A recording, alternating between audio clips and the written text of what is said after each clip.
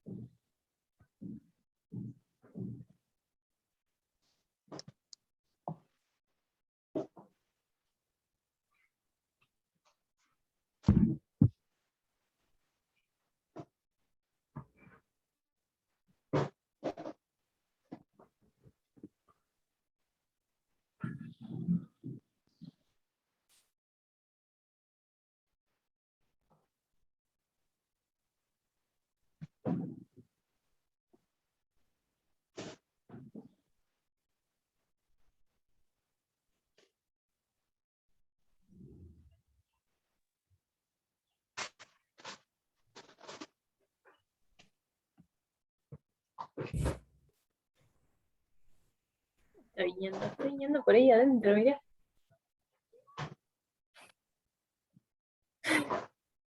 Bueno, quería dar toda la vuelta, porque están ahí. Grabando, ¿qué hago? No te copas y bajas, ¿no? ¿Qué video posible?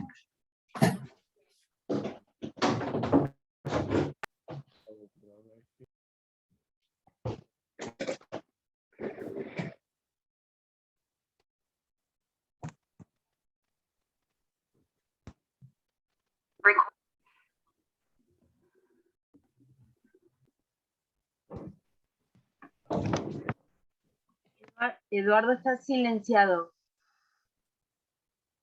Ahora sí. Hola, Marian, ¿cómo estás? ¿Me estás escuchando? Perfectamente. Estoy con ayudante, está mi nieta al lado mío, así que vamos a andar bien. Fede. No, Agnes, Ah, la tercera. sí.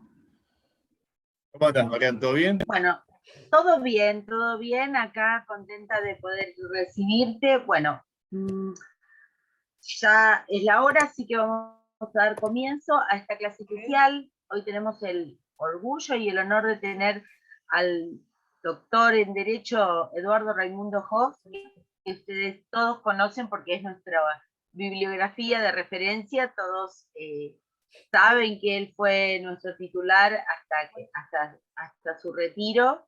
No quiero decir exactamente cuántos años fue titular porque siempre meto la pata, porque sé que fue profesor durante más de 50 años. Fue mi profesor, tuve el orgullo de poder ayudarlo durante más de 25 años y hoy nos honra con su presencia, va a dar un tema muy importante dentro de lo que es la concepción del derecho internacional privado, que es el problema de la jurisdicción internacional. Y bueno, doctor Hoff, le entrego el piso. Bueno, muchas gracias, Marian, por la invitación. Para mí es un enorme placer estar con ustedes, con vos y con los alumnos. Voy a tratar de ser claro y más que nada los voy a invitar a que pregunten, porque necesariamente tienen que preguntar, no tengan temor, porque yo me sigo planteando problemas después de tantos años, continuamente. No es fácil esto. Hay que pensar, hay que construir. Lo que les voy a charlar un poco es, en general, sobre la jurisdicción. Les voy a proyectar una imagen, una pantalla vamos a compartir para poder exponer mejor, más fácil. Compartir pantalla. También sí, ahí está. Zoom privado.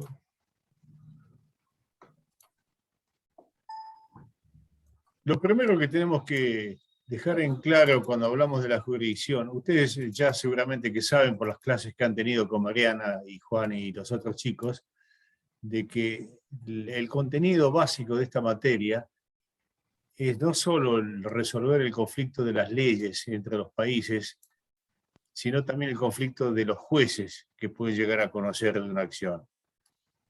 Durante mucho tiempo se enseñaba en Derecho Internacional Privado, el clásico, de que se ocupaba la materia únicamente de las diferencias que había de solución para problemas privados, de una ley a otra ley. Le doy un ejemplo muy sencillo. El tema de la capacidad de las personas. Estaba el sistema de los países que seguían el criterio de la nacionalidad, por ejemplo, el italiano, el francés y el español, para saber si era capaz, se consultaba, o qué estado tenía, si era casado, divorciado, etc. Se consultaba la ley de su nacionalidad. Pero esto perjudicaba a los países de inmigración, entre los cuales desde luego estaba la República Argentina.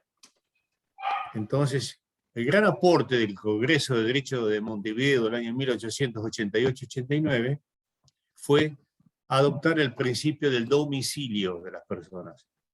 ¿Por qué? Porque el italiano, el español, el francés, el holandés, el inglés que venía a vivir a Sudamérica, o en este caso para la Argentina, para Uruguay o Paraguay, lo que se tenía en cuenta era la ley del Estado donde fijaba su domicilio efectivo, no la ley de su nacionalidad.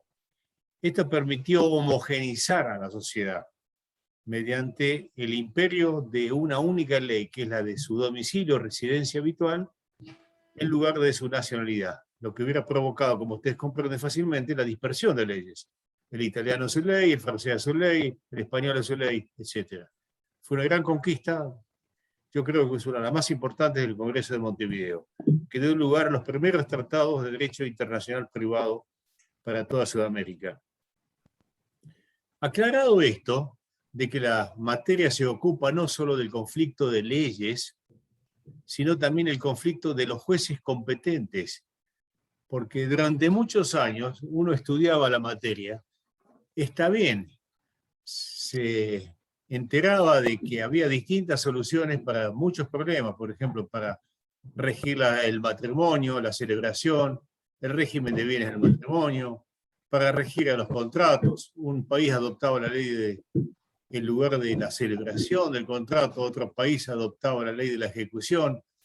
Las sociedades, por ejemplo, una ley de un país decía que la sociedad quedaba sometida al estado donde se incorporaba el lenguaje británico, angloamericano, que eran donde formalmente eran reconocidas como sujeto de derechos, el sistema inglés, el sistema norteamericano. Otras leyes, entre las cuales estaba la Argentina, optaban por la ley del lugar donde se registraba, pero ya con un criterio más sociológico, donde cumplía su objeto, por ejemplo, donde tenía su domicilio efectivo. Pero esto no era suficiente, no resolvía el gran problema para los abogados. Esto lo he advertido ya cuando era estudiante. ¿Qué hace un abogado cuando se le presenta un caso particular con esos hechos? Una señora que es abandonada por su marido, por ejemplo, y se queda con los hijos. ¿Dónde hago el reclamo del divorcio o de los alimentos? ¿Ante qué juez? El derecho internacional en el sentido clásico no resolvía esto. Le daba la nebulosa. Entonces una corriente que se ha impuesto consideró que también había que estudiar el conflicto de jurisdicciones. Por eso he optado, a sugerencia de Marianita, hablar hoy de jurisdicción internacional. No basta saber que leyes resuelven un mismo problema de modo distinto, adoptando un punto de conexión distinto. Uno es nacionalidad, el otro domicilio, una ley, el contrato por la ley de ejecución, el otro por la ley de la celebración, etcétera, etcétera. Era necesario saber también quién era el juez competente para conocer de la eventual demanda. Y esto es muy importante.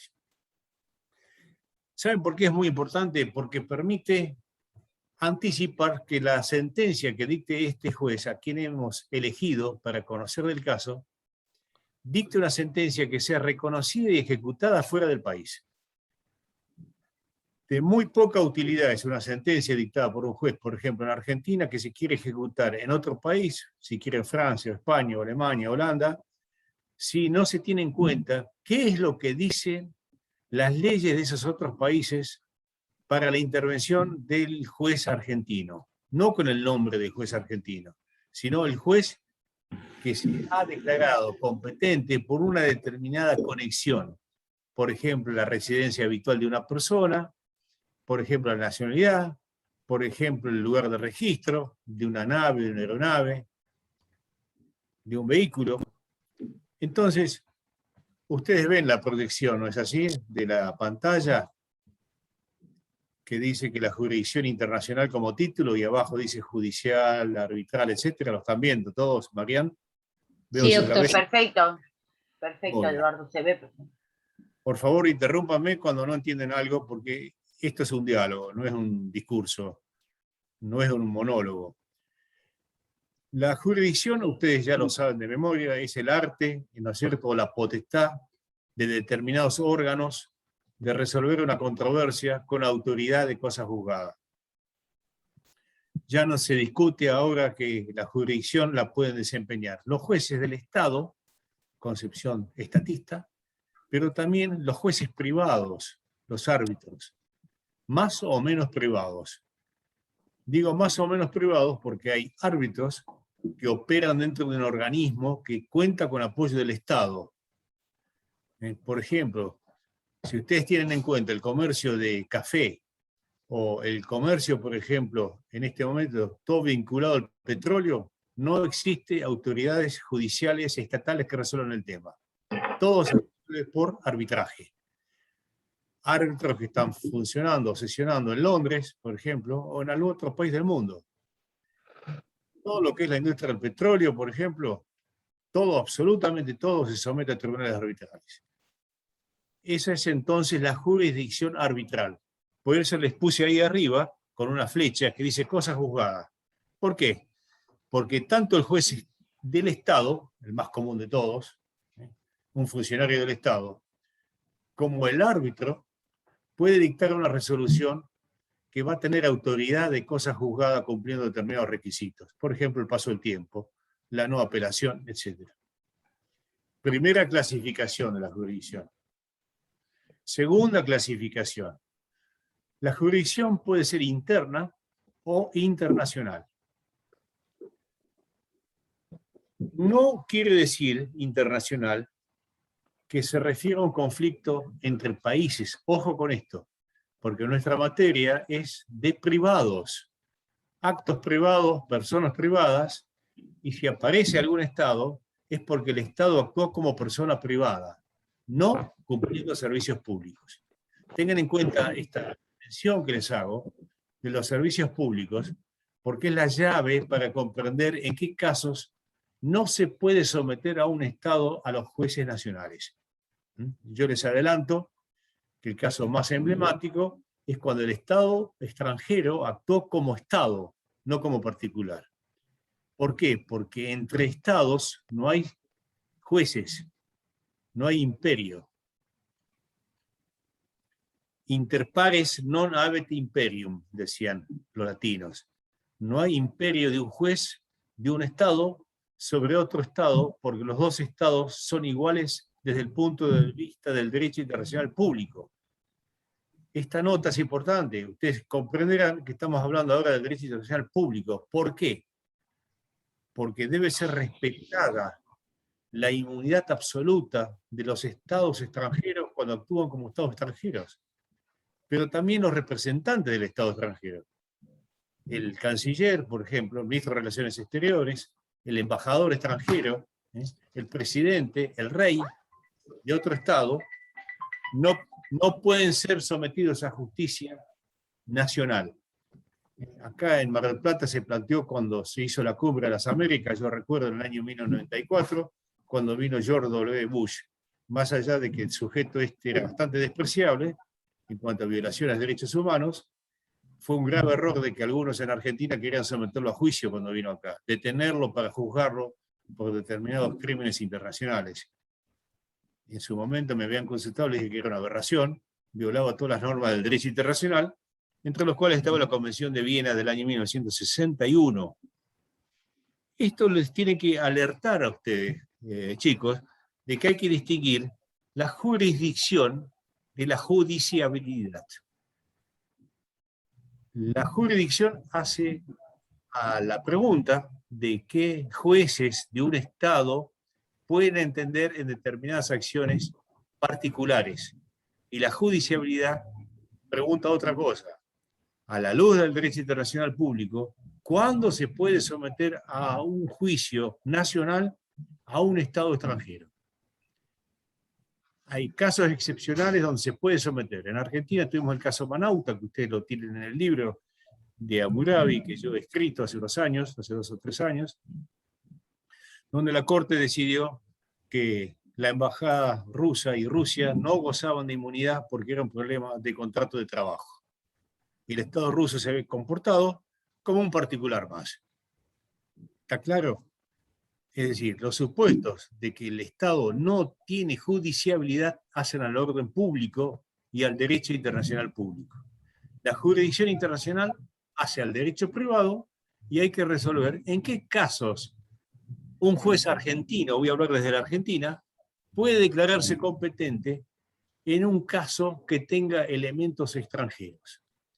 Por eso en el segundo renglón les puse jurisdicción interna, que se diferencia de la jurisdicción internacional. ¿Por qué? Porque la jurisdicción interna, que es la que ustedes más han estudiado hasta ahora en la carrera de abogacía, la más común es esa. Cuando un juez es competente para entender en el reclamo, por ejemplo, un desalojo.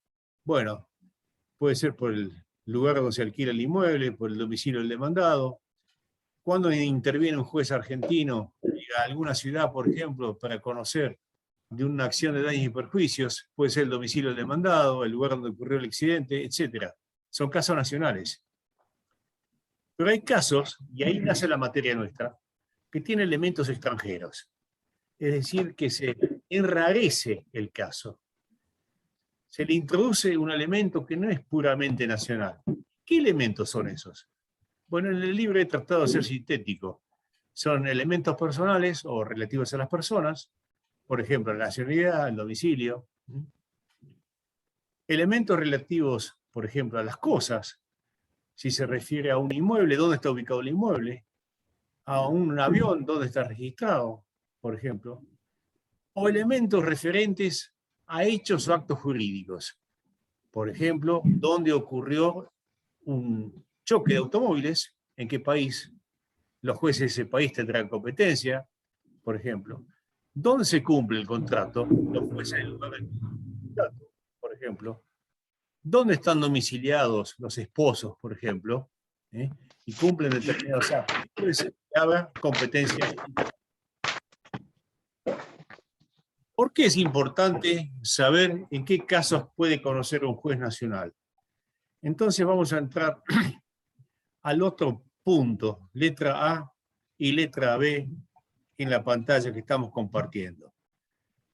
Hay jurisdicciones concurrentes y jurisdicciones exclusivas. Quiero que recuerden que la diferencia hace al orden público. Cuando se habla de jurisdicción exclusiva, está en juego el orden público del país. ¿Por qué es esto? Porque la materia es tan importante que el legislador nacional no se quiere arriesgar a que un juez extranjero resuelva el caso. Por ejemplo, si ustedes discuten sobre un derecho real de propiedad sobre un campo en Argentina, es totalmente lógico que únicamente el juez argentino pueda conocer de eso. Si plantean, por ejemplo, una nulidad de una inscripción en un registro argentino o de una sociedad constituida y registrada en Argentina, ¿quién es el juez competente? Obviamente, únicamente el juez argentino. Por eso decimos que en la jurisdicción exclusiva, el juez es el brazo armado de la norma imperativa de orden público que prevé determinados derechos, por ejemplo, del trabajador, por ejemplo, de sociedades que cumplen su objeto en la República Argentina, por ejemplo, de derechos reales sobre inmuebles situados en Argentina. ¿Me entienden? Eso es exclusiva. Pero hay otras acciones donde el Estado no tiene tanto interés. No le importa que pueda conocer del caso otro juez de otro país, por ejemplo.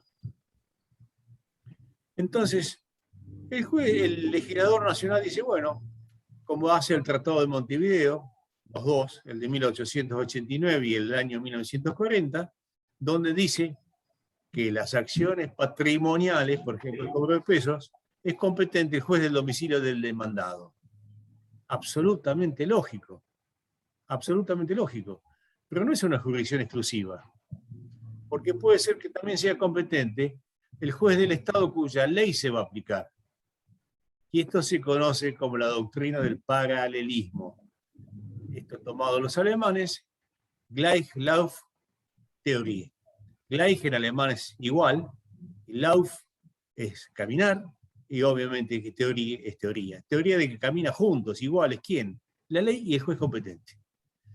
Por eso, cuando avancen en el estudio de la materia, van a descubrir que hay en algunos casos en que el juez se puede declarar competente para conocer del caso si estudiando el caso se da cuenta que se va a resolver por su propia ley. No sería competente, pero se da cuenta que a la situación jurídica se le aplica la ley argentina. Entonces dice, por este fundamento me voy a declarar competente. ¿Está claro? Vamos a pasar a la otra pantalla. ¿Cuáles son los jueces que se declaran competentes bien y cuáles son los que se declaran competentes mal? Entonces aparece esta nueva división que se me ha ocurrido entre fueros razonables y fueros exorbitantes. Un fuero razonable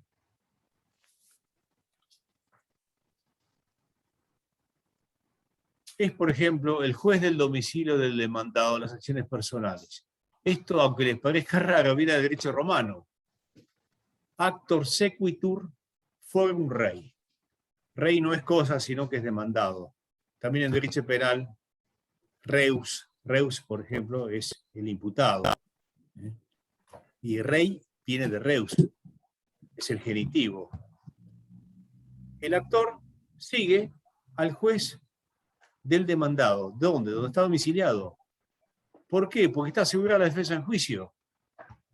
Esto es universal, en todo el mundo es igual. No hay ninguna ley del mundo que no diga de que se puede iniciar una demanda personal ante el juez del Estado donde el demandado está domiciliado. ¿Por qué? Porque tiene todo a disposición. Todo. Tiene su vida familiar, sus comercios, ¿no es cierto? Tiene sus abogados, tiene sus relaciones. Y así lo hacía el Código Civil Argentino de Vélez Sarsfield y lo repite el Código Nuevo, unificado en el artículo 2608 del Código Civil y Comercial. Les aclaro de que es puesto en pie de igualdad tanto el juez del domicilio del demandado o de la residencia habitual del demandado.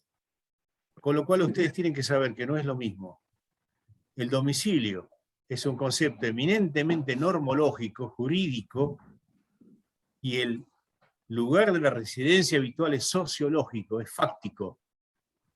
Se puede tener domicilio en un país y la residencia habitual en otro. Tengan en cuenta esto, porque a veces el legislador opta, por ejemplo, en temas de menores sobre todo, más por la residencia habitual de la persona y no el domicilio. Estos son foros razonables, ¿no es cierto? Pero hay foros que he llamado exorbitantes, porque son irrazonables. No tienen una conexión seria del caso. El juez, por ejemplo, que se declara competente, como ocurría con el Código Napoleónico, en los artículos 14 y 15, que decía que el francés puede litigar en Francia. Bien chauvinista, bien francés, el napoleónico, un francés tenía derecho a litigar ante el tribunal francés simplemente porque era francés. Y arrastraban casos que la única vinculación que tenía el caso con los tribunales franceses era la nacionalidad del actor. Esto fue modificado cuando se constituye la Unión Europea, ya no es así. En Alemania pasó algo parecido, con el artículo 23 del ZPO. Es muy fácil de entender. Z es de civil, en alemán la Z se pronuncia como TS, civil, que es civil, la P es de proceso, y Ordnung, que es reglamento o código. Vendría a ser el código procesal alemán. Tenía un artículo 23 que disponía el fuero del patrimonio, pero de modo exagerado. La existencia de un bien en el territorio alemán abría la competencia del juez alemán. Alguien lo ridiculizó diciendo que olvidarse una valija en el aeropuerto de Frankfurt, por ejemplo, le daría competencia al juez alemán. Esto fue corregido por vía de jurisprudencia, ya no es así tampoco. El caso más grave fue en Inglaterra, tampoco es así ya. El Service of Writ, no es right sino writ, que viene a ser la demanda. La posibilidad de entregarle la demanda en la mano a una persona que estaba en territorio británico abría la competencia de los jueces ingleses. Y se dio el extremo de que un señor que estaba viendo una carrera de caballo, en Ascot, por ejemplo, vino una persona que le había comprado un cuadro, que era falso, y le dijo, ¿usted es el señor Wildenstein? Sí, y dijo, vos lo tome. Y le entregó, le enchufó en la mano la demanda de daños y perjuicios contra este señor que estaba mirando una carrera, por ejemplo. ¿Se dan cuenta de que esto es una conexión de jurisdicción exorbitante o irrazonable, inatendible? No es así para la Unión Europea, para nada.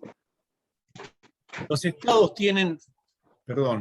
Unidos tienen lo que se llama el doing business, hacer negocios con ciudadanos o empresas norteamericanas, o realizar negocios vinculados a Estados Unidos. Haces ruido con eso. Esto también es un foro exagerado, absolutamente irrazonable. Por eso ahí abajo les puse en amarillo que el reglamento número 1215 de la Unión Europea prohíbe expresamente los foros exorbitantes. Voy para atrás. Acá está. Vuelvo un momento a la pantalla anterior. Ya explicamos lo que son foros razonables y exorbitantes. Ahora vamos a hablar de foros generales y foros especiales. Hay determinadas materias donde se exige que aparezca, disculpen el término, un juez nuevo, distinto. No lo arreglamos con el foro o el juez del domicilio del demandado, ni con el lugar de cumplimiento del contrato, ni con el lugar de celebración. Por ejemplo, una acción de filiación se puede interponer ante el juez del domicilio del que reclama la filiación, por ejemplo. Fíjense ustedes, foro especial, por ejemplo. Voy a adelantar unas imágenes.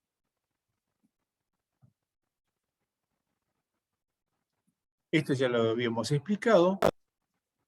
Como foro general, el domicilio del demandado. Ante el juez del domicilio, residencia habitual del demandado. Pero ahora vienen los foros especiales. Hice acá un catálogo de 12 ejemplos de acciones que tienen conexiones del juez competente distintas de razón de la materia. Delitos y cuasi delitos. Lo más lógico es que entienda el juez del lugar donde se comete el delito. Lo lógico, en el mundo. En materia de contratos, hay jurisdicciones especiales.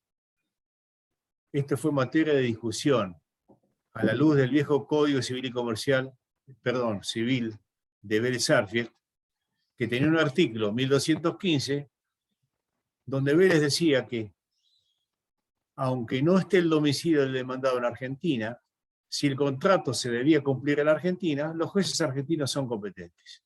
Es un ejemplo de jurisdicción concurrente, porque el que quería demandar por el contrato podía ir ante el juez del domicilio extranjero, que está fuera de la República Argentina, o ante el juez argentino del lugar donde debía cumplirse el contrato. El nuevo Código Unificado, ahora, expresamente da varias opciones. ¿Dónde podemos demandar por un contrato? Muy importante que lo tengan en cuenta como abogados del día de mañana. En primer lugar, lugar pactado. EPA, una nueva jurisdicción. Sí, hay determinadas materias donde las partes pueden prorrogar la jurisdicción, la competencia. ¿Qué significa?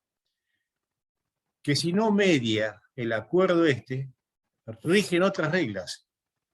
Pero al legislador no le preocupa de que las partes vayan a otro país a litigar, en determinadas materias, en otras no, por ejemplo. Es decir, en una acción del contrato pueden reclamar o deben reclamar, porque está convenido, ante el juez del Estado pactado en el contrato. Por ejemplo, para conocer de todas las controversias derivadas de este contrato, serán únicamente competentes los jueces de la República Oriental del Uruguay y de la ciudad de Montevideo. Se terminó el asunto. Prórroga de la jurisdicción. La pregunta es, ¿qué tipo de acción es? ¿Es un contrato de compraventa? No hay ningún problema, por ejemplo. No hay ningún problema. ¿Es una relación de consumo? No, no es válido. ¿Por qué no es válido? Porque lo prohíbe la ley de consumo y el nuevo Código Unificado Civil y Comercial de la Nación. Con una aclaración, y esto viene bien para Mariana, que está estudiando el doctorado en orden público, temas de orden público, por ejemplo. No confundan el orden público auténtico con el foro de protección de determinadas partes vulnerables. El consumidor, por ejemplo, debe estar protegido hasta que tiene libertad para negociar. Por eso es un error del Código Unificado prohibir en términos absolutos la prórroga de la competencia en el caso del consumo.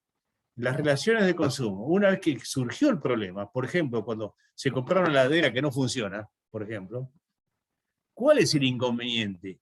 Que después que surge el reclamo, las partes decidan someterlo al juez de otro estado. Ninguno.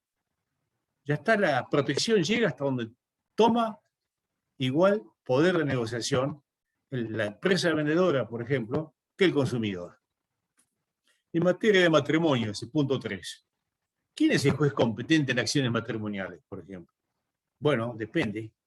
Si lo que se reclama es la separación, el divorcio, la nulidad, es el juez del estado del domicilio conyugal o del domicilio del demandado, por ejemplo. Que no significa que el juez ese deba aplicar la misma ley. Ojo con esto. Porque acá se produce, lamentablemente para ustedes, la complicación de que un juez deba aplicar el derecho de otro estado. Y les doy un ejemplo muy sencillo.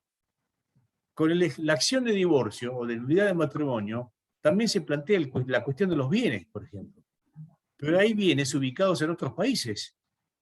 Entonces, si el domicilio conyugal está en Argentina, en Mar del Plata, por ejemplo, y acá en Mar del Plata, vamos a suponer que están viviendo en el Hotel Sheraton de Mar del Plata, los bacanes, ¿no es cierto? Tienen el domicilio conyugal ahí instalado.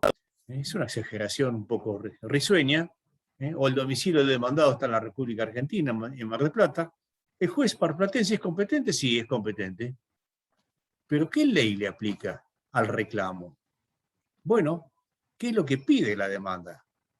Si la demanda, por ejemplo, pide la nulidad del matrimonio, posiblemente tenga que aplicar la ley del lugar de la celebración del matrimonio. ¿Por qué? Por la lex loci celebrationis rige la validez o nulidad del matrimonio. Y si se casaron, por ejemplo, en otro país, el juez marplatense lamentablemente no le queda otra que consultar la ley extranjera del estado donde se casaron. Punto 1. Y con los bienes es distinto, fíjense ustedes. Con los bienes se va a aplicar posiblemente la ley del primer domicilio conyugal. Y respecto a los bienes inmuebles, en materia de estricto carácter real, se va a aplicar la ley de la situación.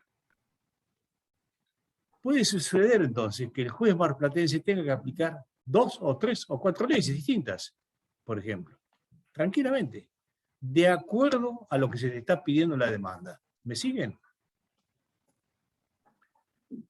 Hay jurisdicción especial para las uniones convivenciales, no es muy distinta al matrimonio, no los voy a enredar con esto, para afiliación también, para la adopción, esto es muy importante, sobre todo las chicas que se meten en el tema de familia mucho, donde inicia un juicio de adopción de un menor que está con residencia en Argentina, únicamente en la República Argentina.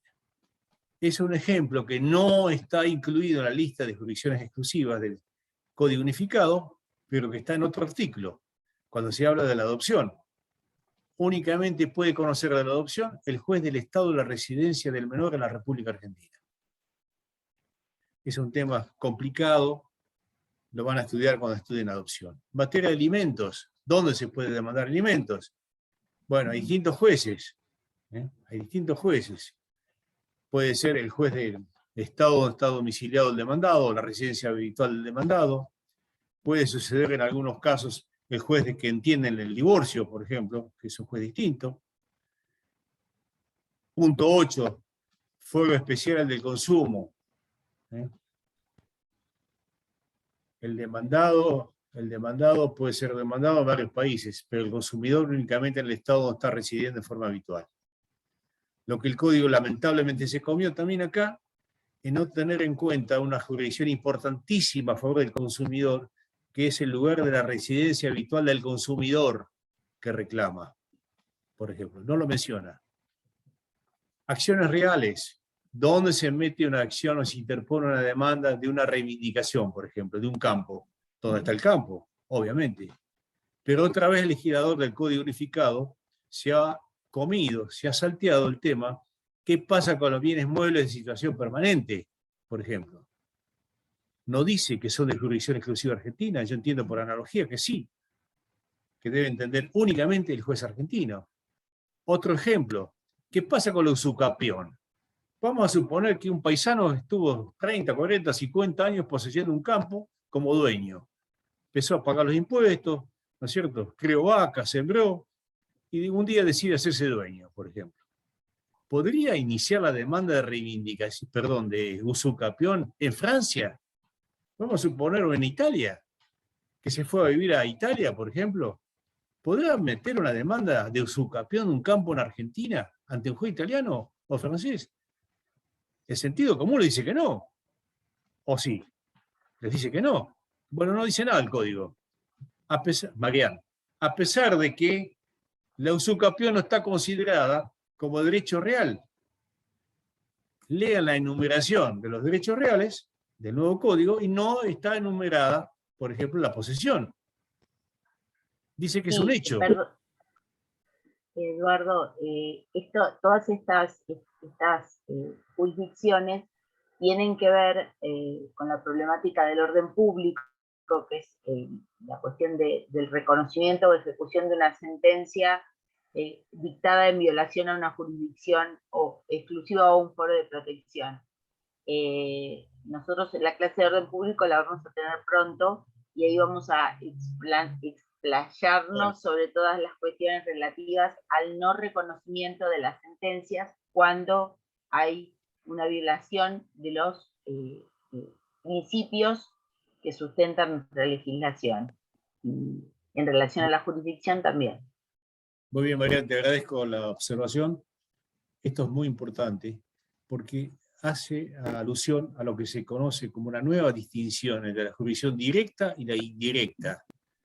La directa es la propia de los jueces. Un juez marplatense, por ejemplo, se sienta, lee el código y sabe en qué casos puede ser competente.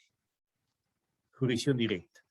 La jurisdicción indirecta es cuando el juez, por ejemplo, el marplatense, sigamos con el ejemplo, se encuentra con que quieren ejecutar una sentencia dictada en otro país.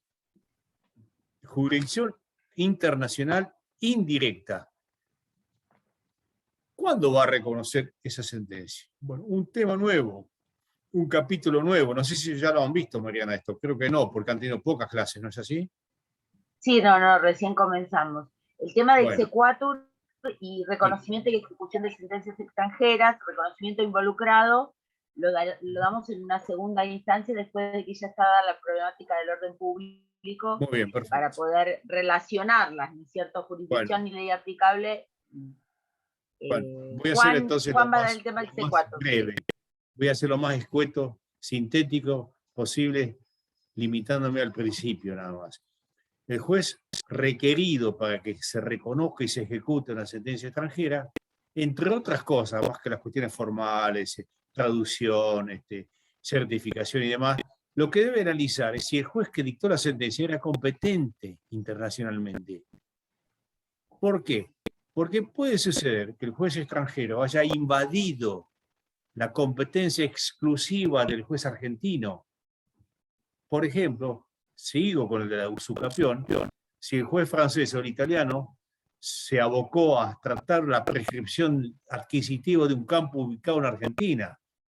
Supóngase que diga que sí, que el paisano Juan Pérez es el nuevo dueño del campo, por ejemplo. Un juez italiano o un juez francés. Cuando ejecuten esta sentencia en Argentina y le pidan la inscripción en el registro de la propiedad inmueble, el juez argentino va a decir, no señor. ¿Por qué? Porque usted invadió mi jurisdicción. Esto es el análisis de la jurisdicción internacional del juez extranjero que dictó una sentencia que se quiere ejecutar en la República Argentina, o en el país que sea, por ejemplo. ¿Con qué criterio? Y acá termino con esto. ¿Con qué criterio el juez argentino va a decidir si el juez extranjero, italiano o francés en el caso, era o no competente? Hay tres posibilidades. Una, que se analice la competencia del juez extranjero de acuerdo a las normas propias del juez requerido, del juez argentino. El juez argentino debe decir, ¿yo sería competente? ¿En qué casos, por ejemplo? Yo les doy el ejemplo del domicilio del demandado. En una acción donde la legislación argentina diga que es competente en ciertas acciones si el domicilio del demandado está en Argentina. Ah, muy bien, el domicilio del demandado, perfecto. El juez italiano, ¿por qué se declaró competente? ¿El domicilio del demandado estaba en Italia? No. No coincide. Una llamada de atención. Una de las posibilidades entonces es que el juez requerido analice la competencia del juez que dictó la sentencia de acuerdo a las pautas, a los criterios, a las conexiones de jurisdicción para esas acciones del juez argentino requerido. Una posibilidad. La otra posibilidad es que se analice la competencia del juez que dictó la sentencia de acuerdo al derecho extranjero del juez, lo que obligaría al juez argentino a analizar el código italiano para saber si conforme al código italiano era o no era competente. Es la solución que tienen los uruguayos, por ejemplo, en el Código General del Proceso, artículo 565. Y la tercera posibilidad, y termino con este tema, es que haya un tratado que regule el tema, que es lo deseable. Un tratado que vincule los países. Sigamos con Italia. Con Italia tenemos un convenio muy importante de reconocimiento y ejecución de sentencias, de la década del 90. Creo que es de 1989, el tratado, el convenio consular, donde se trae un catálogo de supuestos en que se va a reconocer y ejecutar una sentencia dictada por el juez italiano o por el juez argentino. Es muy importante esto. ¿Me siguen? Doctor, ¿puedo hacer una consulta? Adelante. En el caso de que fue requerido no reconozca esa sentencia, ¿qué sería? ¿Como un acto inexistente? ¿El del juez extranjero? La sentencia en sí, porque se basó en una La sentencia extranjera. Exactamente. Yo preferiría hablar del acto inoponible o Exacto. inejecutable, porque no quiere decir que no exista la sentencia, porque estaría Argentina invalidando un acto extranjero, de la soberanía extranjera. ¿Me entiende? Sí. El efecto sería el mismo, que sea inexistente, que sea inoponible o no reconocible en el fondo, los efectos son lo mismo, porque quiere decir que no tendrá efectos en la República Argentina. Desde luego que lo puede tener en Italia, obviamente. Claro, lo que el juez argentino no puede declarar la nulidad de la sentencia dictada por el juez extranjero, ¿sí? Porque el juez extranjero no lo va a aceptar. Argentina no tiene imperium sobre el otro Estado. Entonces es un poco lo que pasa con los hechos subyacentes al punto de conexión en el fraude. No se anulan, pero no sirven. Lo mismo pasa con la sentencia dictada por el juez incompetente. No se anula, pero no sirve. ¿No? Esa sería un poco la... Es el famoso principio, ¿quién es que preguntó? Gregorio, ¿no? Gregorio Fernández. Gregorio Fernández Bustos. Estaba, sí. Una Son los pregunta. límites, ¿sabes qué pasa? Son los límites de las leyes nacionales para declararse competentes en determinados casos. Hay generar una tendencia chauvinista, donde quieren ser competentes en todos los casos, pero eso es malo, porque puede suceder que la sentencia esa no tenga eficacia extraterritorial. Puede servir para un orden interno, pero cuando salgan con la sentencia del país y la quieren ejecutar, van a tener serios problemas. ¿Esos serían los claudicantes? ¿Cómo? No se ¿Serían escuchó. claudicantes? No sé, ¿a quién no escucho? ¿Ahí se escucha? A ver, sí, ahora sí. Mi pregunta es si en ese caso, si el juez argentino declara que es incompetente el juez extranjero, el italiano, por ejemplo, ¿esa sería una sentencia claudicante? Es una sentencia muy bien claudicante, porque es una sentencia dictada desde la óptica italiana comparada con la argentina. Normalmente cuando hablamos de sentencias claudicantes es cuando hay una apropiación irrazonable de la jurisdicción. Cuando no es razonable, desde el punto de vista italiano, tu ejemplo es bueno, sería una sentencia claudicante italiana porque no sería ejecutable en la República Argentina. El juez italiano debió analizar la legislación argentina antes de declararse competente. ¿Está bien? Es un ejemplo justamente de sentencias claudicantes, válidas en un Estado, no válidas en otro.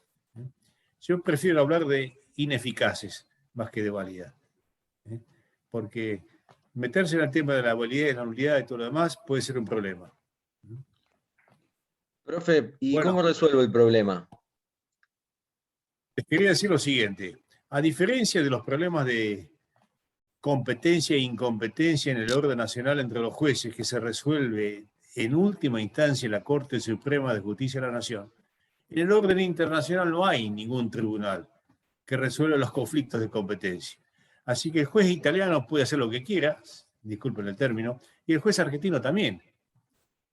¿Y qué es lo que pasa? Y va a terminar valiendo donde se quiere ejecutar la sentencia. Porque ningún juez italiano o extranjero puede obligar al juez argentino a cumplir con la sentencia. ¿Me entienden? Cuando hay un interés de orden público argentino en reservarse la jurisdicción exclusiva, por ejemplo. La defensa del trabajador, por ejemplo. Esto ha sido resuelto incluso por el Tribunal de Justicia de la Unión Europea, en varios casos. ¿Me siguen más o menos con esto o no? Perfecto, Eduardo, perfecto. ¿Quién preguntaba, Maximiliano? Claro, yo preguntaba cómo se resolvía el problema cuando yo necesito, si no ejecutar la sentencia como no voy a poder, necesito una sentencia que me declare disuelto el matrimonio, por ejemplo. Bueno, No, hacerle un cuadro y colgarlo en la pieza. Eso es lo que... Exacto. El doctor Hoff siempre hace, y acá me permito hablar de vos en mi propio nombre, el doctor Hoff siempre dice que el problema de la competencia internacional es de enorme significación para el abogado, porque si usted interpone la demanda ante un juez incompetente y después no le sirve para nada, esa sentencia no es susceptible de ser ejecutada, usted va a hacer cargar a su cliente con una sentencia ineficaz y con las costas de ese proceso. Y va a tener que hacer todo de nuevo con el riesgo de que a lo mejor se le prescriba algún derecho. Entonces, la elección del foro de donde usted va a interponer la demanda es esencial. Sí. ¿Qué hace usted cuando la sentencia no es ineficaz? Hace un cuadro o alguna otra cosa que a usted se le ocurra. No hay solución, porque no hay un tribunal internacional al que usted pueda recurrir. En la esfera interna, sí. 2 jueces se declaran incompetentes, va a la Cámara resuelve. En el ámbito internacional, no. Perdón, Eduardo, por la colaboración. No, te agradezco. Es fundamental que vayas aclarando. Vos, aparte, has cursado y has dado tantos años clase, Marian. Ahora, ¿dónde buscamos la solución, por ejemplo? Por eso acá les estoy proyectando una nueva pantallita, el artículo 2601, sobre la fuente de la jurisdicción. Ustedes saben que el Código Unificado ahora, en el libro sexto, en el capítulo 2, trata de 77 artículos dedicados al derecho internacional privado. 2594 a 2671. Son 77 artículos si la matemática no me falla.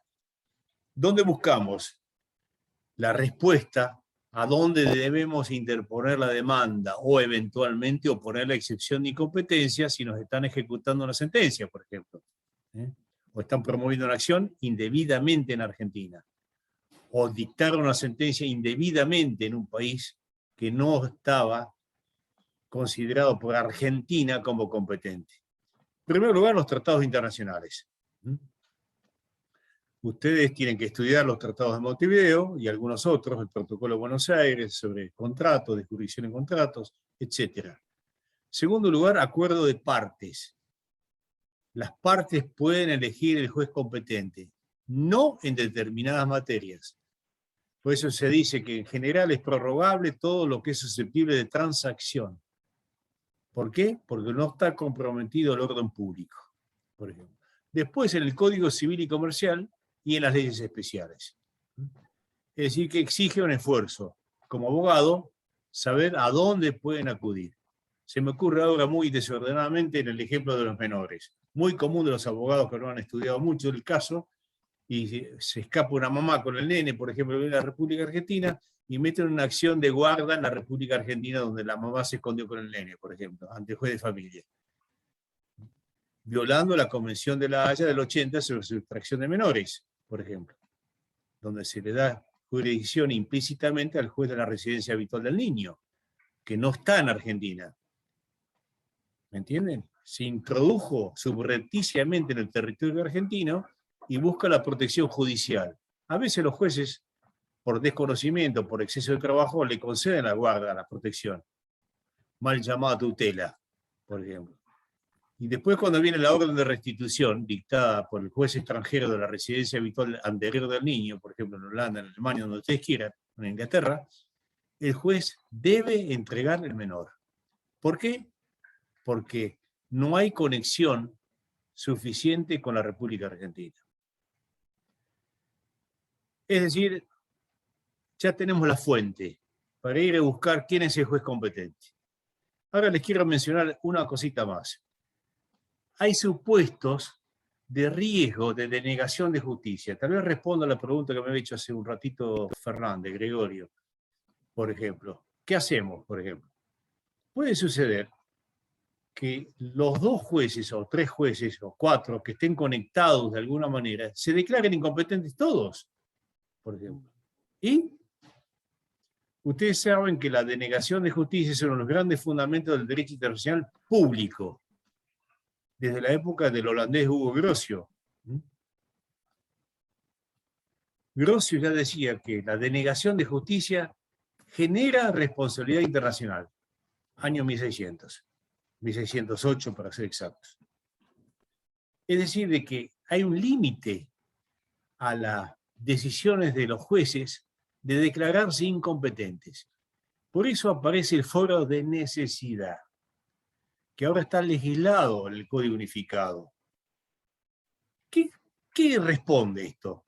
Responde al peligro de denegación de justicia, que es un deber internacional de no declararse incompetente cuando eso implica la denegación de justicia definitiva.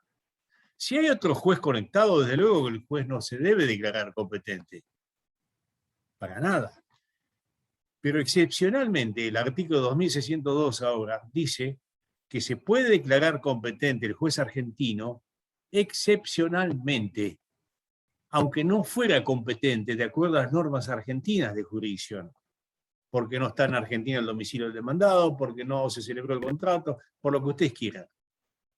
Cuando implica el riesgo de denegar justicia, punto 2, está 2 veces el 1. Pero se agregan otros requisitos, de que no sea razonable exigir una demanda o un juicio en el extranjero. Esto es circunstancial, depende de cada caso.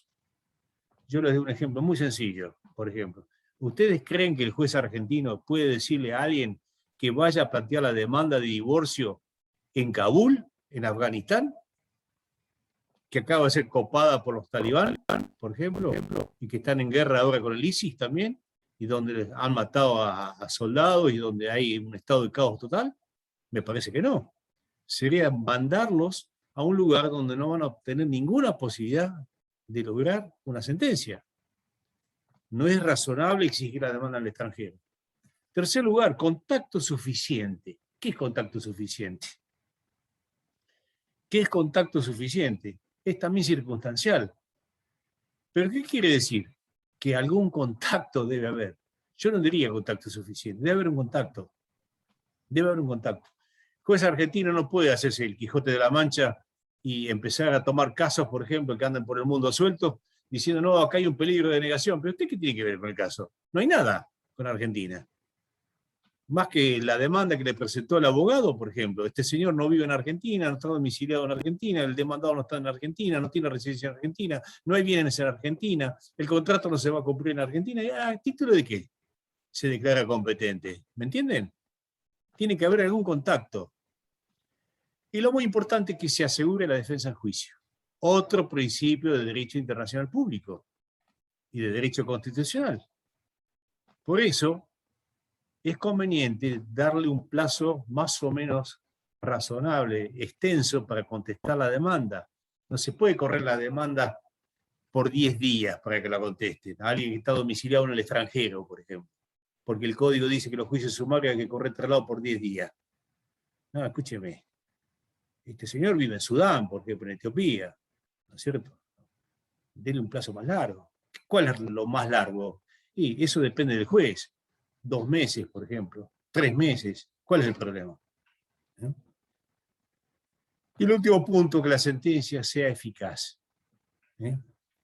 Diría al Martín Fierro que no hay que gastar pólvora en chimango. Si me disculpan a José Hernández. Es decir, que el juez no debe dictar una sentencia que no sea ejecutable. Se tiene que tomar la molestia de analizar la legislación, la jurisprudencia del país extranjero donde se quiera ejecutar la sentencia. Acá en Mar del Plata tuvimos varios casos de restitución de menores. Recuerdo uno en este momento de un juez, me consultó, le dije que estaba loco, si se declaraba competente, un tema de menores, ¿no es cierto?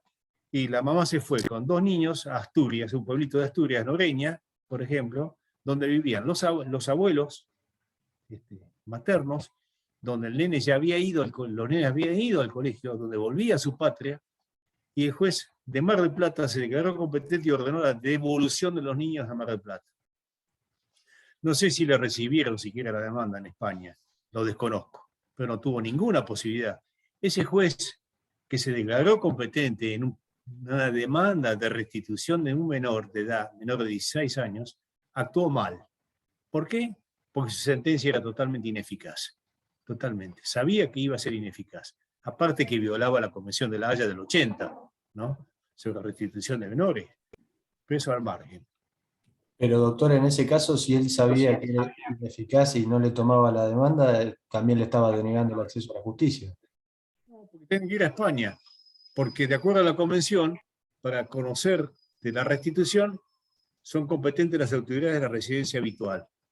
Y el estado de refugio lo que debe hacer es colaborar para la devolución del menor, por ejemplo. No se viola ninguna norma. Bueno. No los quiero enredar demasiado. Voy a ¿Le puedo hacer una pregunta, doctor? Bueno, me voy a poner a disposición de ustedes ahora, a preguntar. Yo tengo una pregunta, me quedé pensando en cuanto a, dentro de lo que son los requisitos del foro de necesidad, esto del contacto con el país que, bueno, que no tiene jurisdicción para entender el caso, pero que sin embargo lo toma. Y yo leí en algún lado, que ya no recuerdo dónde, pero lo leí como que esto de la aceptación indiscriminada del foro de necesidad podía convertirse en un foro exorbitante, pero no lo entendí. O sea, lo leí y no sé si está bien lo que... ¿no? No, está bien, Mercedes, pero es lo que les había dicho, de que se requiere un contacto. ¿Cuál es ese contacto? Es circunstancial. Debe ser razonable. Pero ¿a qué apunta esto? Y les voy a dar un ejemplo. Cuando el legislador no es suficientemente previsor en cuanto a abrir contactos de jurisdicción amplios y generosos, se corre este riesgo. Por ejemplo, en una acción, un país dice que es competente el juez del lugar de cumplimiento. El otro país dice que es competente el juez del domicilio del demandado. No está ni el domicilio del demandado ni el cumplimiento del contrato en ninguno de estos dos países. Pero vamos a suponer que hay una actividad comercial importante en el país. No está ni el domicilio del demandado ni el lugar de cumplimiento del contrato, pero hay una actividad comercial, por ejemplo, o tiene bienes el demandado. Es un contacto razonable, pero no coincide, no sé si alcanzo a darme a entender, no coincide con los puntos de conexión del juez competente que adoptó el legislador. Mariana ya les va a explicar más adelante el caso Berens, famoso, de una sentencia de divorcio, muy interesante el caso, muy mal fallado porque los jueces no tenían ni idea, pero por suerte resolvieron bien. No pegaron una con los fundamentos, pero la pegaron en la solución del caso. Era un matrimonio de alemanes que vivieron en Buenos Aires muchos años, tuvieron hijos.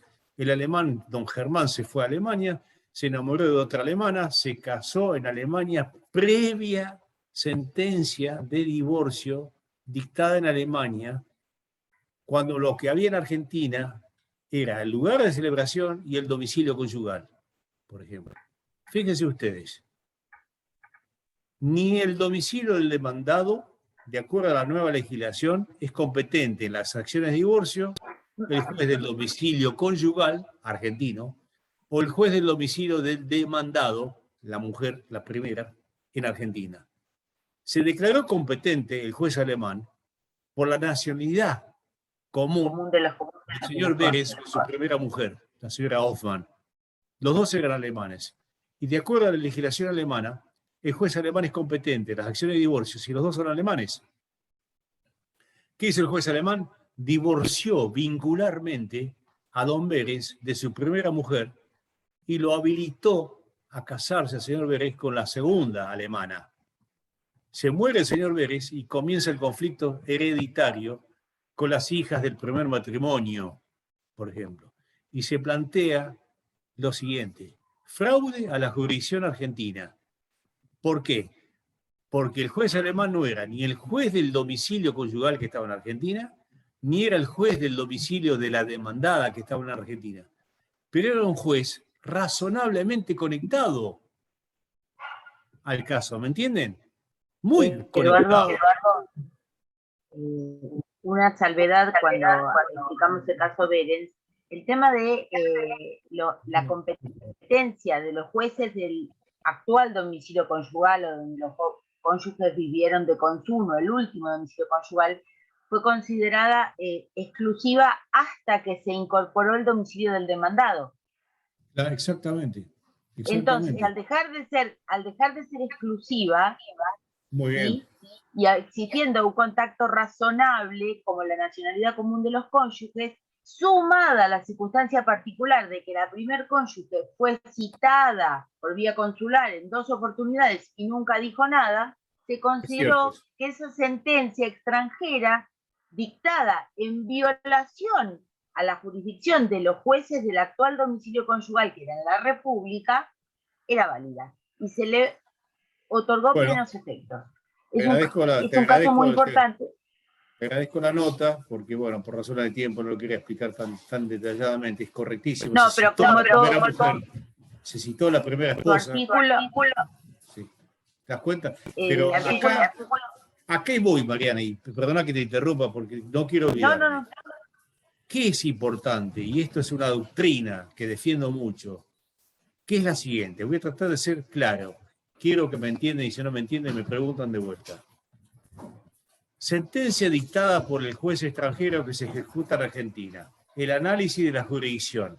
Primero, ¿el juez extranjero era el juez de las conexiones que tiene la ley argentina? Por ejemplo, el domicilio del demandado, o la residencia habitual, o el domicilio conyugal. Si coincide, no hay ninguna duda, se ejecuta la sentencia. Pero no se agota la posibilidad de reconocimiento y ejecución.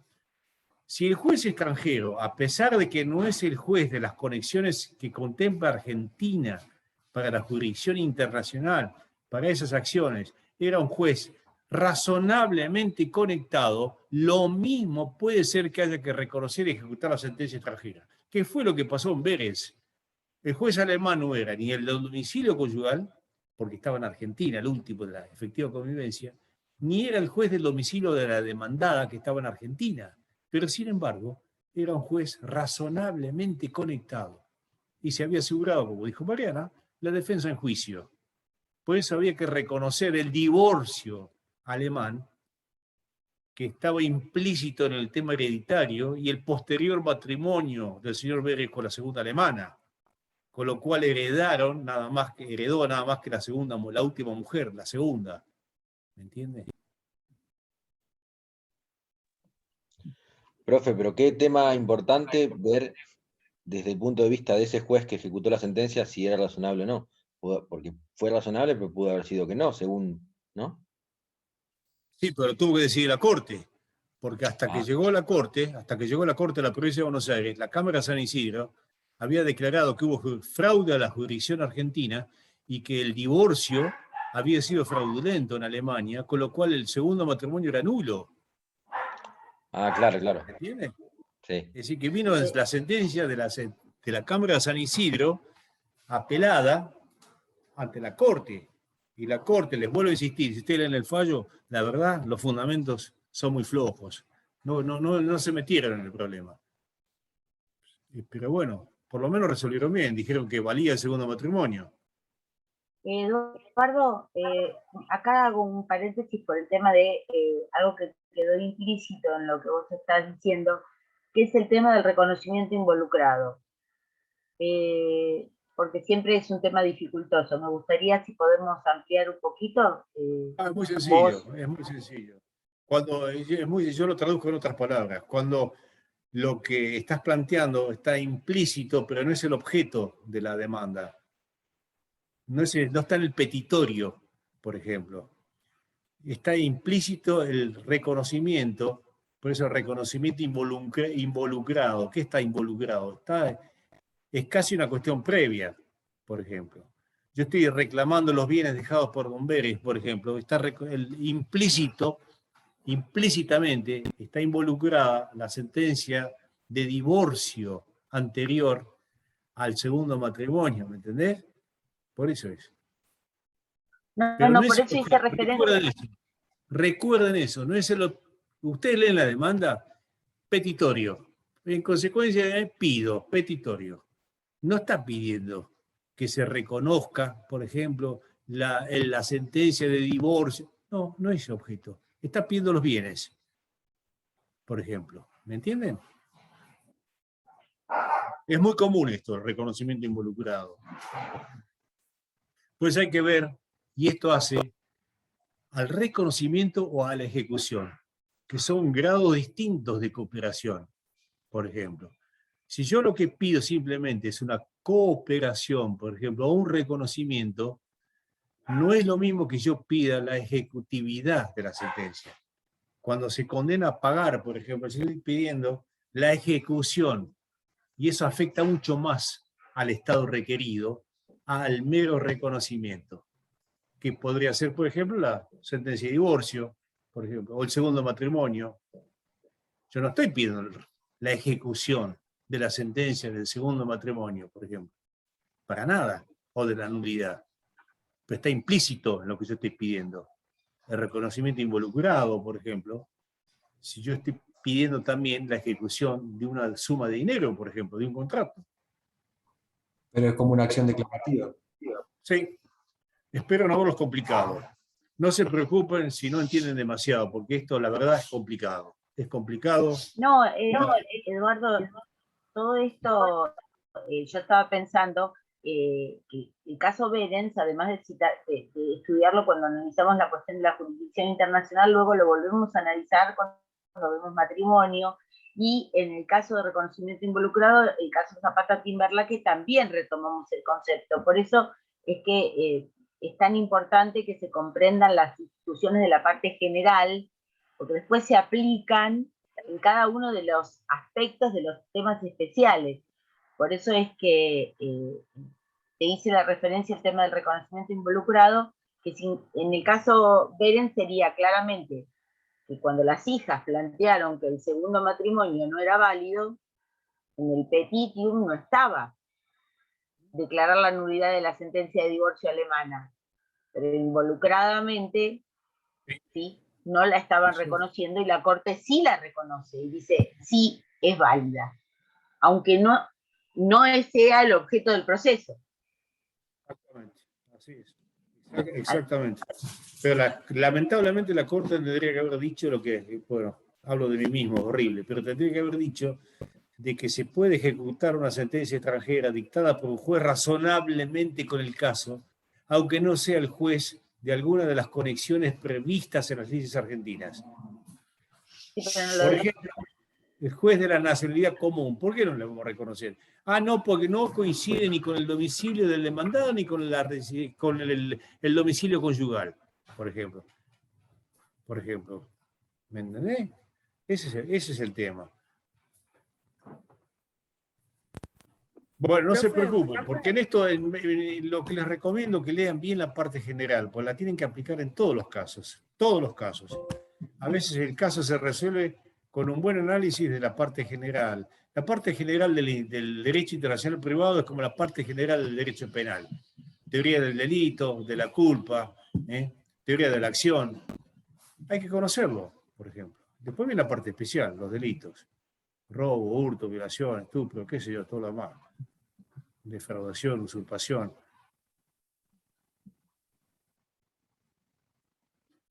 Bueno, chicos, escuchen.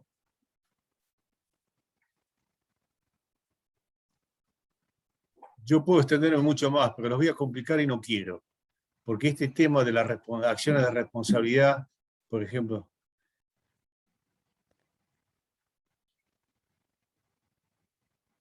es largo, puede ser complicado, por ejemplo. El tema de las calificaciones. ¿Vieron calificaciones ya, Mariana? No. No, todavía no. Están la semana que viene. Bueno, yo les adelanto, lo va a ver Mariana, se los va a explicar bien. Yo les adelanto que en el tema de calificaciones recuerden esto. ¿De qué se trata? La pregunta es esa, ¿de qué se trata esto? Es decir, ustedes cuando sean abogados va a venir una señora o un señor a traerles un problema y usted lo primero que tiene que saber, ¿qué es esto? ¿Es una acción de divorcio? ¿Es de régimen de bienes del matrimonio? ¿Es una acción que pretende el reconocimiento de una patente? ¿Qué es esto, por ejemplo? Una vez que sepan de qué se trata, yo le comparé con el juego de puzzle. Es como rompecabezas. Tiene un pedacito de cartón pintado con distintos colorcitos, de distintas formas. Bueno, tienen que saber a dónde va encajado eso, por ejemplo. Si es el animalito, el rinoceronte que está ahí arriba, si es una paloma, si es un chico caminando, si es el mar. Bueno, ustedes busquen dónde encaja esa pieza. Bueno, eso es lo que hace la labor de la calificación. Califica esa pieza y dice dónde la debo enchufar, a dónde la debo encajar, dónde encastra esto. Esa es la norma. Donde encaja la pieza, esa es la norma que prevé también quién es el juez competente. Por eso es fundamental la calificación, fundamental. ¿Es un bien inmueble o un bien inmueble, por ejemplo? ¿Acá hay alguno de ustedes que sea español o de ascendencia española? Levante la mano. ¿Hay alguno o no? ¿Ustedes saben lo que es un hórreo? No. ¿No saben? Dayana se ríe. Dayana Rodríguez. ¿Qué es un hórreo? Es donde se guardan los cereales, por ejemplo, el maíz, el trigo. Es una elevación que se hace sobre madera y con una enorme plancha de piedra para que no puedan subir las ratas, y ahí arriba es como una casita, y ahí se guarda el maíz para el ganado, o la avena, lo que sea, para el invierno. Alfonso el Sabio, no Alfonso XIII, tuvo que resolver si era un bien inmueble o un bien mueble. Porque el bien inmueble se somete a la ley de la situación, y el bien mueble a la ley del domicilio o de la nacionalidad del dueño. ¿Qué dijo Alfonso? Depende. Si se puede desarmar fácil, es un bien mueble. Si no se puede desarmar fácil, es un bien inmueble. Una solución pragmática, ¿se da cuenta? Alguien pensante. ¿Me entienden? Dayana nos está levantando la mano y después tenemos otra pregunta. ¿Querés hacer la pregunta, Dayana?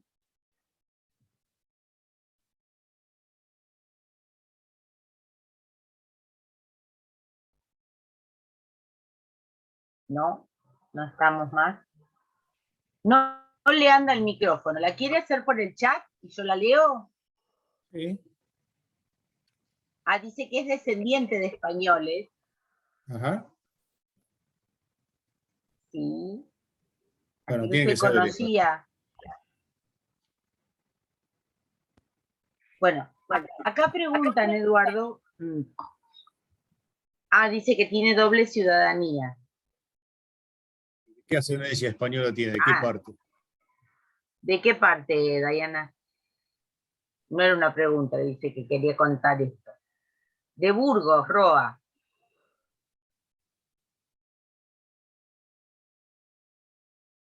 De Burgos, Lorrio. Eduardo. De Burgos. Bueno, Roa. El Hórreo se conoce mucho en la parte del norte, Navarra, Asturias, Galicia, por ejemplo. No así en el sur, en Valencia, Andalucía y todo lo demás, no. Pero en el norte sí, que son los labriegos, los granjeros y todo lo demás. Todos tienen en la casa. Es una casita de madera levantada sobre unos pilares de madera y en enorme losa, que yo pregunté para qué era y me explicaron que es porque de esa manera las ratas no pueden subir, por ejemplo. Lidia Gutiérrez. La colmena, por ejemplo, una... Mariana, si vos recordás de los libros viejos de nuestra materia, se discutía en Francia si la colmena es un bien mueble o inmueble. Para algunos países la colmena de abejas es un bien mueble, para otros es inmueble. Fíjense ustedes qué importante. Si es un bien inmueble se aplica la ley de la situación, y si es un bien mueble, la ley de la nacionalidad en esas regiones, por ejemplo, aplicando la máxima del medioevo de mobilia ossibus inherent. Los bienes muebles se adhieren a los huesos del dueño. Por eso se sometían al mismo estatuto que regía la persona, la ley de nacionalidad. Pues se consideraba que formaba parte del cuerpo, el bien mueble. Bueno. Acá, y Lidia Gutiérrez, Eduardo tiene una confusión sobre el tema del reconocimiento involucrado. Nos dice, puede ser que reclamo cumplimiento del contrato, pero no la validez. Me parece que hay una mezcla ahí de cosas. ¿Qué es lo que pide? Dice, me cuesta entender el reconocimiento involucrado. Puede ser que reclamo el cumplimiento del contrato, pero no la validez. O sea, entiendo que lo que ella está planteando es, aún sin plantear si el contrato es válido o no, directamente estoy pidiendo su cumplimiento. Conceptualmente está bien lo que plantea, conceptualmente. Lo que sucede es que normalmente se aplica a documentos, por ejemplo. Una partida de matrimonio, se está planteando un divorcio, por ejemplo, está implícito de que hay matrimonio válido, por ejemplo. Porque si no, no hay un divorcio. Nadie se divorcia de un matrimonio inexistente o nulo, por ejemplo. ¿Está claro? Mercedes, ¿no? ¿Preguntaba? No. ¿Quién preguntaba? No, Lidia Gutiérrez. Lidia Gutiérrez, no la veo en la imagen. Sí. Gracias, doctor. Ahora lo entendí. ¿Cómo vuelvo? ¿Cómo vuelvo? Sí, ya siempre. ¿Cómo vuelvo? Ahí está. ¿No? No. Me he ido y no sé volver. Acá, Eduardo, acá nos dice... Se escucha bien. Bueno, dale. ¿Querés compartir pantalla? Acá Mariana Godoy Garay nos pregunta si le podemos dar una pequeña obviamente vos, una pequeña explicación sobre conflicto latente en materia de calificaciones. Ahora te fuiste, Eduardo. ¿Escuchan? Sí. ¿Me escuchan? Sí, sí. No, Ah, bien, no te perfecto. vemos, pero te escuchamos.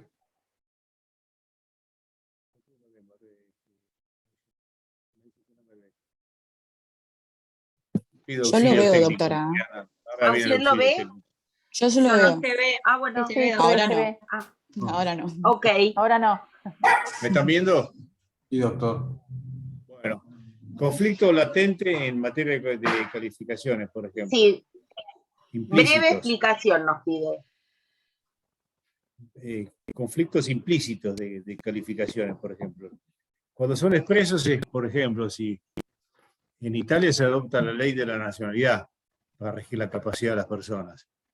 Para saber si un italiano tiene capacidad, por ejemplo, en general, se consulta la ley italiana. En Argentina no es así. Se consulta la ley de domicilio. Entonces, eso es un conflicto expreso de los puntos de conexión, por ejemplo. Pero también se puede referir a la naturaleza jurídica de la figura, por ejemplo. En este momento se está debatiendo el tema de la kafala, por ejemplo. La kafala viene del derecho musulmán. El Corán prohíbe adoptar, por ejemplo. No se puede adoptar de acuerdo al Corán. Pero surge la figura en países como Túnez, Libia y demás, donde Marruecos sobre todo, y se ha planteado después en España y en Francia. En Francia tuvo que expedirse la Corte Suprema si se podía o no asimilar a la adopción plena, por ejemplo. Y la figura de la kafala es la figura de protección. Un matrimonio, por ejemplo, musulmán adopta a un niño, no en el sentido jurídico, pero lo incorpora al grupo, pero no genera ningún vínculo de sangre ilegal. Simplemente lo cuida, lo educa, lo protege, hasta que llega a la mayoría de edad, por ejemplo. La Corte francesa decidió de que podía ser asimilado en sus efectos a la adopción plena, por ejemplo.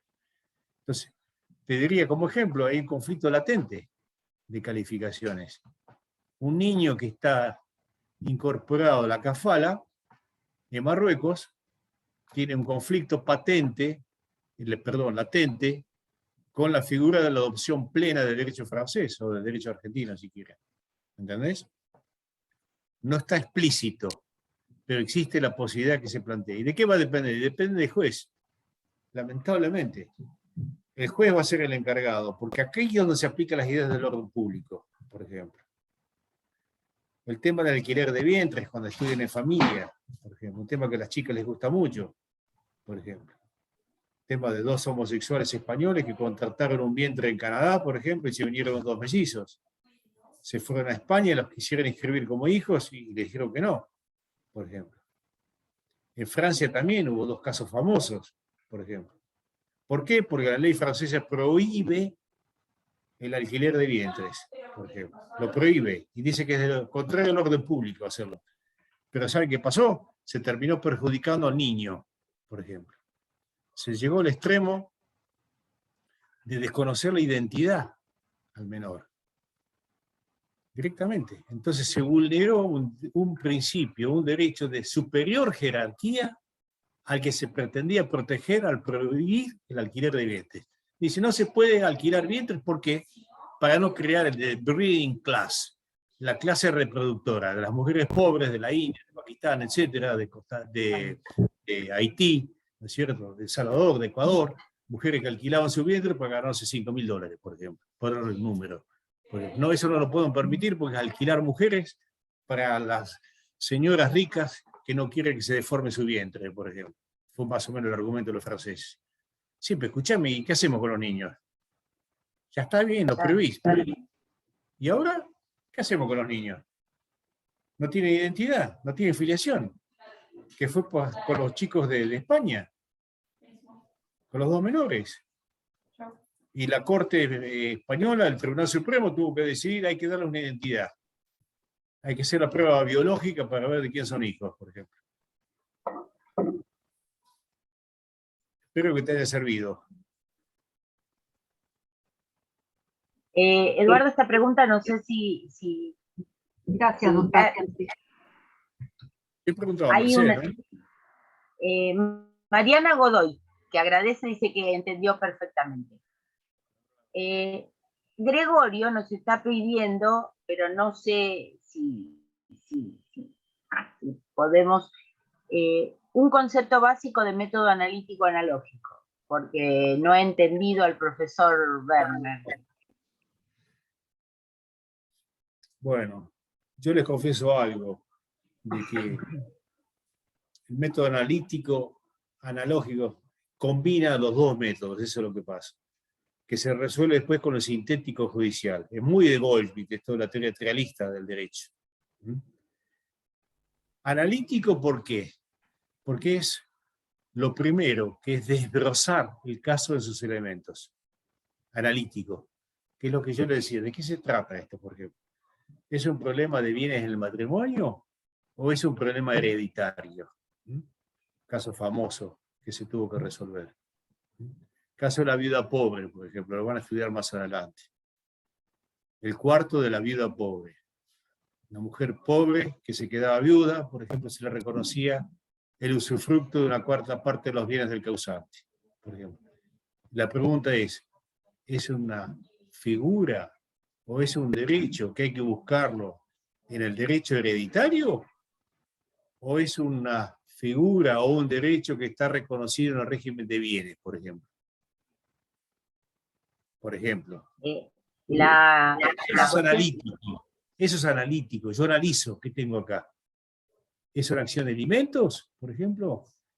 ¿O es una acción de bienes en el matrimonio? Depende de la legislación. Hay legislaciones que dicen que las acciones de alimentos de cónyuges hacen régimen de bienes. Y otros dicen que no tiene nada que ver. Por ejemplo. Ese es el método analítico. ¿Y lo analógico qué es?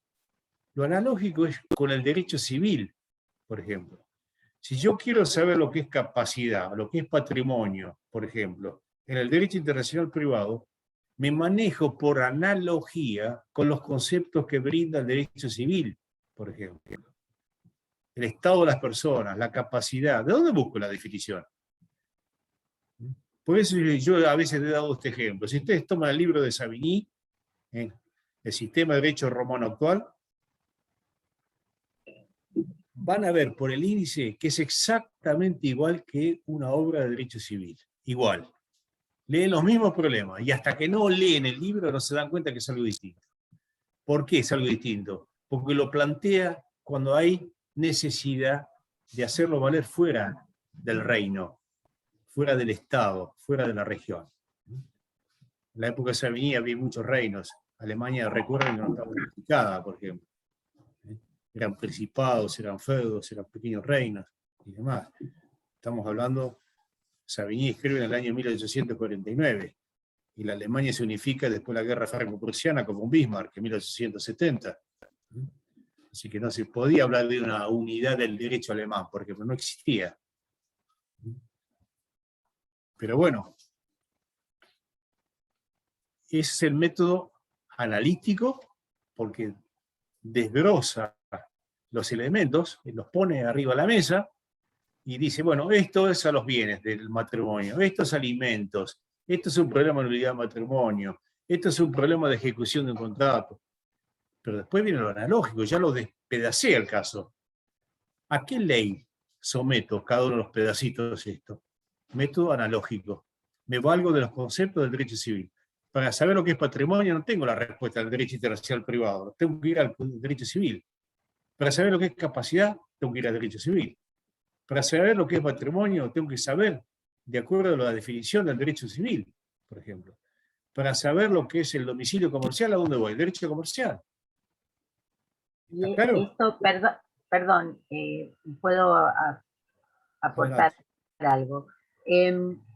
La existencia del método analítico analógico, según en la teoría del profesor Goldschmidt, porque como decís vos, esto es muy del trialismo jurídico, del tridimensionalismo de Goldschmidt, es el que permite que a un mismo caso le sean aplicables distintos derechos a los distintos aspectos. ¿sí? Que ahí entraríamos en el corte chico y el corte grande, pero no vamos a hablar de la petit coupure y de la gran coupure porque es muy complicado. Pero el tema es, lo que el doctor está explicando con enorme claridad es la siguiente. Yo al caso lo corto y lo deshago y resulta que por aplicación del método analítico analógico, a cada aspecto del caso puede aplicársele un derecho distinto. Esto no se debe confundir con los puntos de conexión cuando son múltiples, sino que a diversos aspectos del caso se los resuelve o se los regula con un derecho distinto. Y esto es esencial en el derecho de la tolerancia. Debo respetar cada derecho llamado a resolver ese aspecto que desbrocé y luego lo califiqué de acuerdo al derecho privado del juez, porque es analógico. Perdón, nada, eso. No, correcto. No, te agradezco, María, porque son cosas que obviamente están contenidas, pero hay que desarrollarlas. Y terminamos con esto.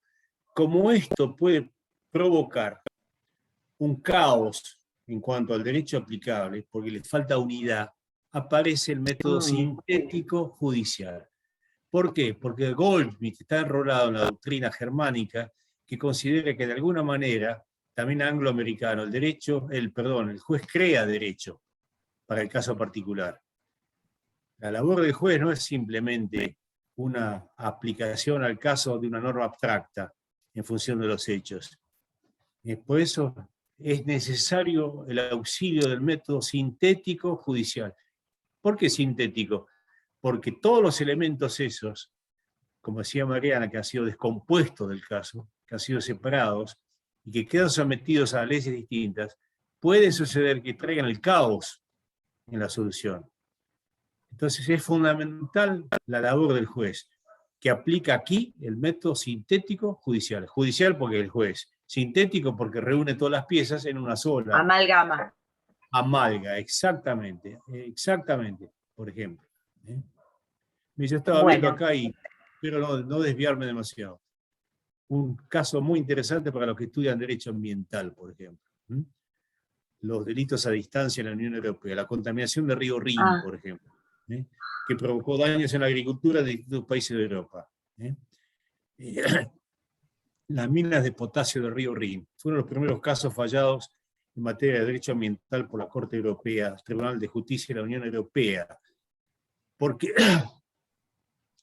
le daba competencia para conocer de la demanda de daños y perjuicios, y leo la primera frase de lo que están compartiendo en la pantalla, el juez del lugar donde se hubiera producido o pudiera producirse el hecho dañoso.